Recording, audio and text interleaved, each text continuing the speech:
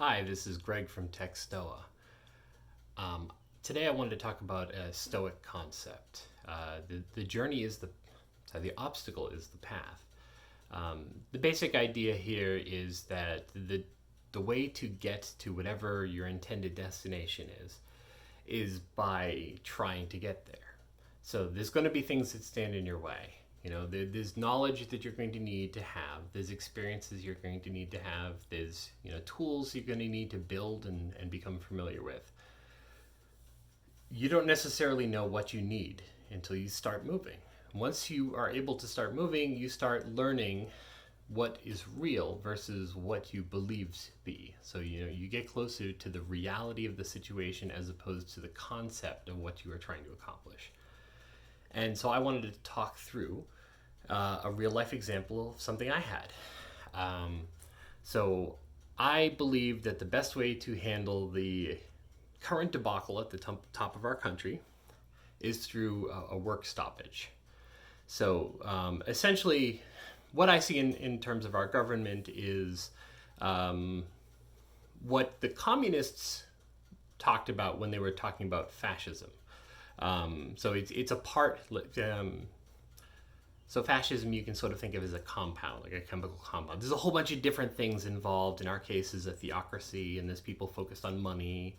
The communists tended to focus on the people focused on money. They viewed it as terrorism of the worst of finance capitalism. So that is what I see as the top of the country, in which case, the best way to put a halt to that would be to stop working for the people that are doing this to us. In which case, the end result would be an economic collapse while people are still able to retain what they own. I mean, yes, we're going to go through a tough time. We're actually going through a tough time regardless. I see things that just haven't finished collapsing yet.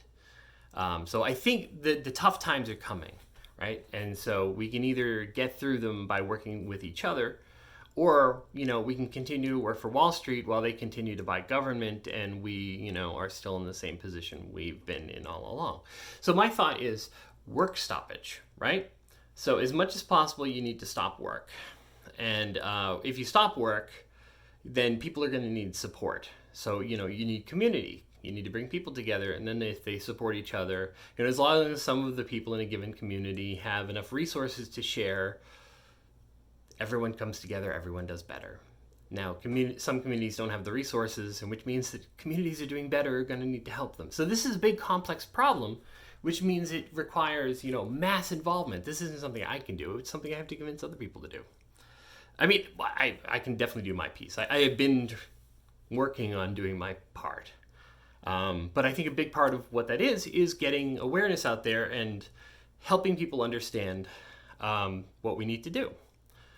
So how do you do that? Well, I had an idea of how to do that. My thought was to go on Twitter, because that's where Trump supporters are, and I can engage with them and try to, reason with them in order to... Yeah, I don't know what I was trying to do there. I learned a lot, but, yeah. Okay, that's beside the point. Okay, so we need to get people together. My thought is create a Twitter account, start engaging with Trump and his supporters, and then I can, convince them. And instead, I start seeing a bigger picture and I start learning more that I didn't know before, and that's a step along the path. I had an obstacle. I was missing a bunch of knowledge I didn't know I was missing. But by trying to make other people understand, it helped me understand. The obstacle is the path. So my thought is, I got to start, now that I understand better, I got to start sending messages, and I got to get a mass audience. So Twitter has this hashtag system. And my thought is, you do it to hashtag, and people click on the hashtag and they view the other tweets. I do that sometimes to find other people that think like me. And of course, other people must think like me, so that must be what they're doing. As it turns out, most people don't click on hashtags and retweet a bunch of stuff that are relevant to a topic that they're interested in. That isn't a behavior I've observed much. It's definitely something that happens sometimes. So I go to a different route. So I try to gain followers, and I gained a whole bunch of followers. I got up to 20,000 before when you do the follow back thing, it's a great way to grow followers, but your feed gets noisy and angry when the world is bad, and it's really hard to see solutions in there. So I ended up unfollowing everyone, and now my followers are dropping as I would expect them to. But no need to kick them off just because they might not want to stay following me. And I refollow people as they say things that I know are positive, because I know there's a bunch of people in there. I'm off topic again. Okay, so hashtags don't work the way I thought they did. Oh well. What I did find out, though, is that, as I'm going through, I'm learning more and more. I say different things, and different things resonate with different people, and I start to learn how to influence people. The obstacle is the path. I needed to figure out how to convince people, so, I put effort into it, and I was able to learn how to convince people, and that required learning in order to change my message. And then the more the message resonates with the other person, the more effective it is at changing their mind. And one thing that, in terms of the idea of what we're doing, the one thing that really seemed to resonate well, there was a certain hashtag of General Strike. Now, there's an interesting thing about the General Strike hashtag. If you tweet a message about a general strike and include the General Strike hashtag, there's a bot that will retweet it, and it'll go to all the followers of the bot. And so I followed the bot, and a whole bunch of other people followed the bot. So now hashtags work a little more like I thought they did, as long as you find the right hashtags and someone else has written code you don't know about to amplify messages. The obstacle is the path. If someone else solved this problem and I'm able to leverage their solution, and the only reason I knew about that was because I was trying. I wouldn't have, that's not something you're gonna think about and figure out. It requires involvement. When you're involved in a project, in order to achieve something, you learn how to achieve it. You grow as a person. You gain new skills. You gain new contacts. The obstacle is the path. I still haven't changed the world, Well, it's sort of. So the thing that I learned through philosophy that was really interesting was that the world isn't reality exists in the minds of the individual. I mean, there's this thing that is fundamentally true that is happening, right? So this is my understanding of the concept of the Tao. That is reality. That is the truth about the things that are happening. And then there's a whole bunch of embedded opinions on those truths that are unique to each individual. So everyone has their own unique perspectives, their own values, their own understanding of history, and their own understanding of everything. So, the way you change the world is by changing minds. And that's like a parallel processing sort of thing. That's that's a scaling issue. That's horizontal scaling. If you want to change the world, you figure out what to change a mind to, you figure out how to change that mind, and then you work with them to change other minds. And it moves outward in an exponential growth sort of thing. But first you need to figure out something that works, and that requires collaborating with other people, which is tough when you start from an assumption that you know what the solution is, and you don't do the work to figure out what you're missing. Which explains so much, right?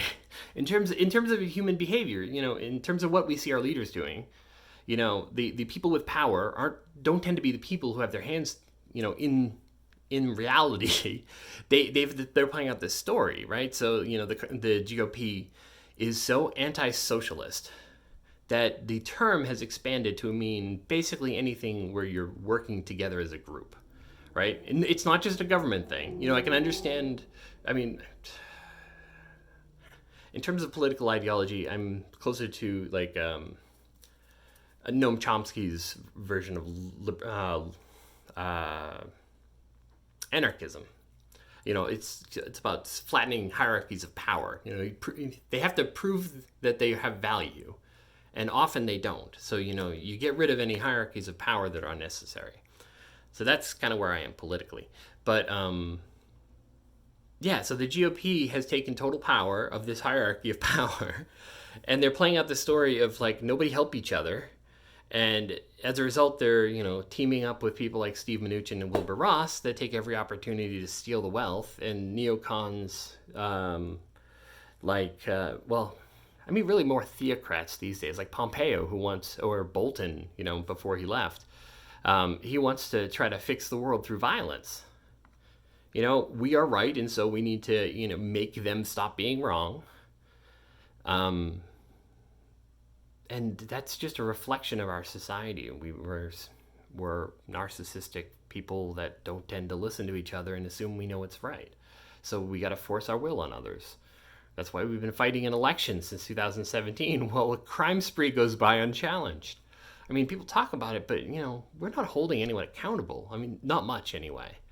And every time someone's not held accountable, we see, look at that. We knew that was going to happen. If we were in the realm of reality, we would understand that, power grabs like this happen because people aren't willing to stop them. And that is something we are doing and not something being done to us. We have let our... Well, I mean, they're not leaders because they're not leading. They try to control rather than lead. And they are our elected officials. So they're supposed to be our servants, but they think are our masters. And that's really both parties. Like, that's the both party part. Like, I totally trust the Democrats intellectually far more than I do the Republicans. Like, they understand things like pandemics, but they don't understand the lack of ability to control people through government. I mean, most of the ways that that I saw the Democrats failing us as a country was in setting up rules such that bad things don't happen while ignoring the reality of the bad things that happen anyway. Like we don't want the banks to fail because then the homeowners are screwed. So let's give the banks to Steve Mnuchin, who screwed the homeowners and took all the money and then gave back what they owed to the government, and they hailed it as a big success. Like, they pay back all the money that we gave them. It's like, yeah, they stole the houses and they had plenty of money to give away. I mean, I'm not gonna say let's support the guy who put that in government instead, but that's, both of them are problems. It's just that one of them is because they think that, well, both of them think that they can control the people through the government. That's the tail wagging the dog. And that's just not how people work. You try to control people and they're not going to do what you want. If you try to force them to do what you want, they're going to rebel. But Akala says, people don't rebel, the rebels are the tyrants. You are not God, so we are not rebelling. And I had no idea who Akala was before I started trying to change things. The obstacle is the path.